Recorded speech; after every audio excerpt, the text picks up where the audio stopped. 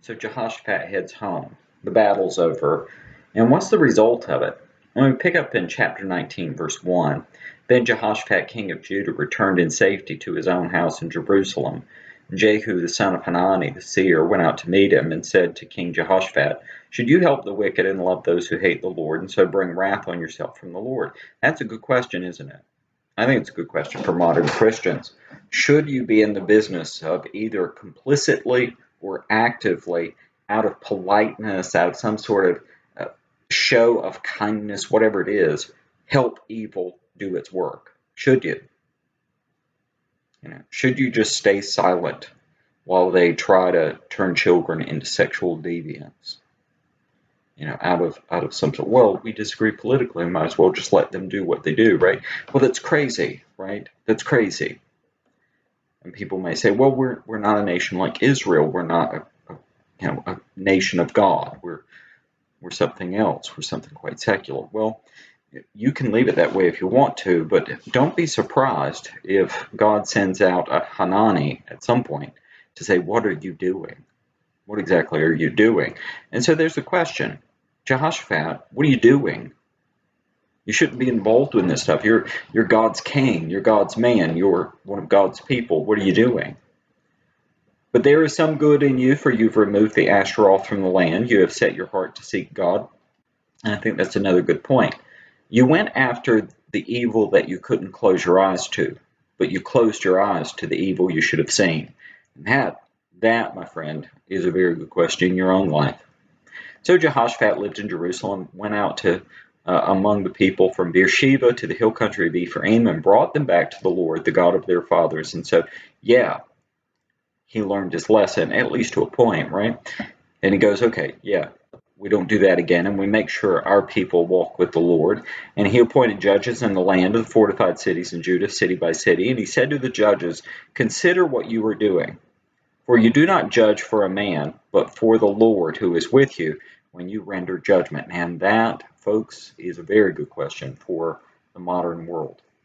There are a lot of Christians, a lot of them, who say, well, we live in a pluralistic society. We got to be pluralistic. Well, no, because anytime you exercise authority, when you render judgment, when you do what you must do in the public square, you can't do that as anybody but a Bible-believing Christian. A Christian cannot rule in absentia of his faith, because if he rules in absentia of his faith, he's ruling in commonality with another faith. And that's the truth of it.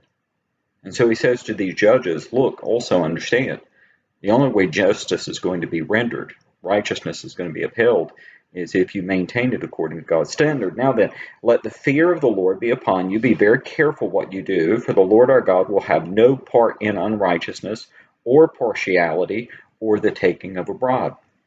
I talked about this, that this affirmative action was overturned. God doesn't like partiality. Affirmative action is a form of partiality. It's crazy. And yet there are a great many Christians who think that it's somehow reconcilable through the Christian worldview. No, it's not. You can't undo the sins of the past by creating new sins. It just doesn't work that way. And so, hey, in Jerusalem, also Jehoshaphat appointed some of the Levites and the priests and some of the heads of the fathers' households of Israel for the judgment of the Lord and to judge disputes among the inhabitants of Jerusalem. That's because the rule of a nation cannot be disengaged from its religion. It's just the truth. Then he charged them, saying, thus you shall do in the fear of the Lord faithfully and wholeheartedly, whenever any dispute comes to you from the brethren who live in your cities, between blood and blood, between law and commandment, statutes and ordinances, you shall warn them so that they may not be guilty before the Lord, and wrath may not come upon you and your brethren. Thus you shall do, and you will not be guilty. Behold, Amariah, the chief priest, will be over you as pertains to the Lord, and Zebediah, the son of Ishmael, the ruler of the house of Judah, in all that pertains to the king. Also the Levites shall be officers before you, act resolutely, and the Lord will be with you, the upright. That's because the church and the state can never be separated. You say, well, no, this is a Orthodox Jewish nation. Right. All nations have a state religion, every one of them. And the question is, how do you behave in yours? Well, you can't behave any other way than Christian. And if you want righteousness, if that's really what you want your nation to be righteous, you don't have any choice but to govern it according to a Christian worldview. You just can't.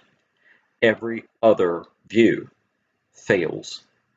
And so what do? You say, well, the majority's ruled that evil is the law of the land, so I have to promote the law of the land. No, you shouldn't.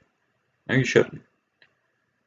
Yeah, sometimes you have to stand up to tyranny in order to love people rightly.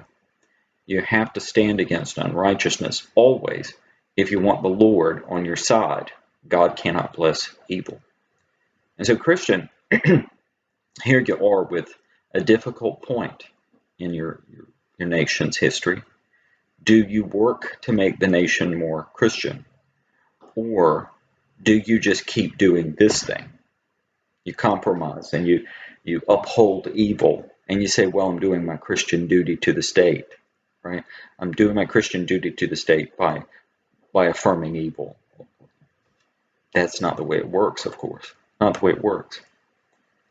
And so here we are, where Jehoshaphat is the king, and he happens to be on the case of righteousness. But he's going to be succeeded someday by a king who isn't righteous. Well, do Christians change what they do? No, they don't. Well, do they limit their message? This is sort of the message of the gospel-only crowd. Well, just stick to preaching the gospel. Well, the gospel isn't limited just simply to the saving of souls. It's to discipleship. It's to the administration of people in their lives. And you get enough of those people together, and it's called a nation. And so you don't have any choice. This is the way we do it. Yeah, I think we should never limit the gospel to what we call the gospel message, whatever that means, but simply put that all of Christ for all of life, all of the Bible for every corner of your mind, heart, and soul. That's the way you live. And if that means the world turns against you, then it turns against you. But the last thing you should ever do, especially if you've been gifted a position by God of authority, is to negate that authority from a Christian perspective. It always must be Christ. It always must be, thus saith the Lord. That's the way this works, and that's also the cost of discipleship. Christ says, take up your cross and follow. And a cross always leads to death, dying for what we believe. You got to live for it too.